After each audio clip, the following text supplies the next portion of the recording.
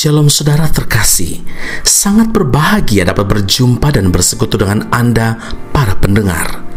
Kita dapat merenungkan isi hati Tuhan, berdoa dan memuji Tuhan bersama dalam Bread of Life audio saat ini. Mari kita siapkan hati kita untuk masuk dalam hadirat-Nya saat ini juga. Tuhan Yesus mengasihi Anda dan siap memberkati Anda. Kasih-Mu layakkan seluruh hidupku, mampukan ku melakukan yang Kau inginkan. Tak bisa ku terlepas, Kau menggenggam tanganku, ingin lebih mengenal pribadi-Mu.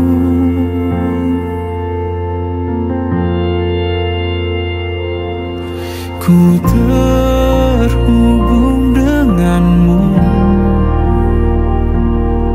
selalu melekat di hatimu.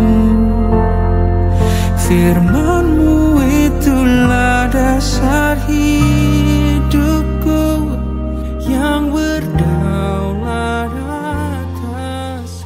1 Samuel 27 ayat 1, bagaimanapun juga pada suatu hari aku akan binasa oleh tangan Saul. Jadi tidak ada yang lebih baik bagiku selain meluputkan diri dengan segera ke negeri orang Filistin. Saudara yang terkasih, Alkitab mencatat bahwa sejak Daud mengalahkan Goliat, timbullah kebencian dan iri hati dalam diri Saul terhadapnya. Berbagai usaha dilakukan Saul untuk dapat membunuh, untuk dapat menghabisi nyawa Daud, tapi selalu berujung pada kegagalan. Sebaliknya, Daud pun punya kesempatan 2 kali untuk membunuh Saul, tapi ia tidak melakukannya. Berkatalah Saul kepada Daud dalam 1 Samuel 26 ayat 25, diberkatilah kiranya engkau, anakku Daud. Apa jua pun yang kau perbuat, pastilah engkau sanggup melakukannya. Lalu pergilah Daud meneruskan perjalanannya, dan pulanglah Saul ke tempatnya. Saudara, Daud sangat percaya bahwa Tuhan tidak pernah melepaskan tangannya untuk selalu menopang hidupnya, dan ia berkuasa untuk melepaskannya dari tangan Saul.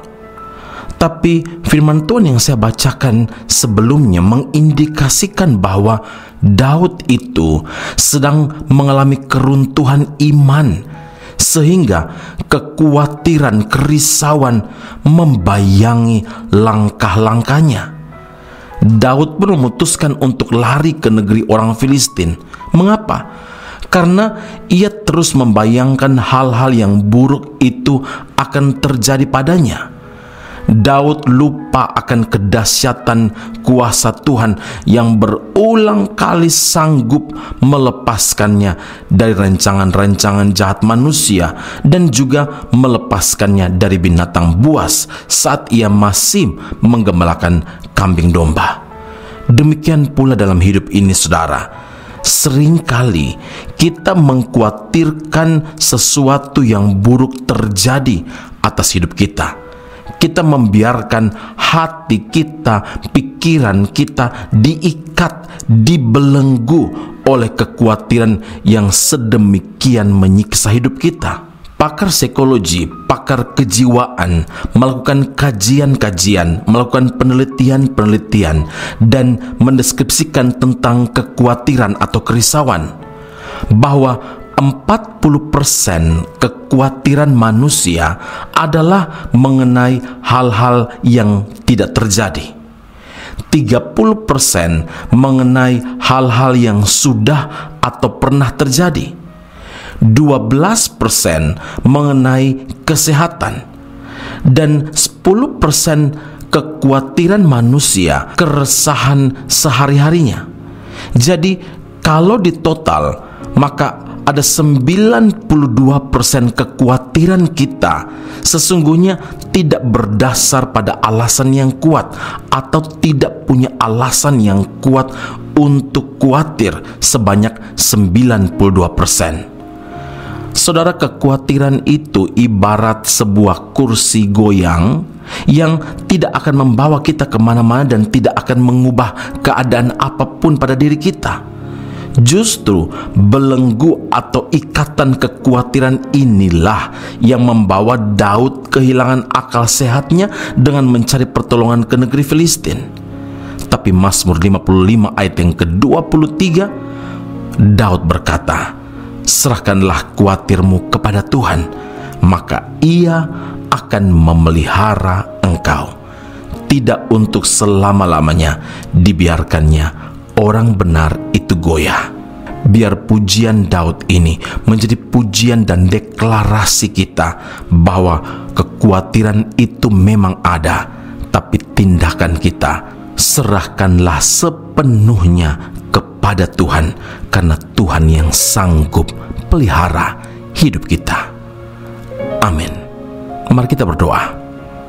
Bapa Surgawi, terima kasih untuk pencerahan dari firman-Mu bahwa ternyata ada begitu banyak kekhawatiran, ada begitu banyak kerisauan dalam hidup kami, justru sesuatu yang tidak terjadi.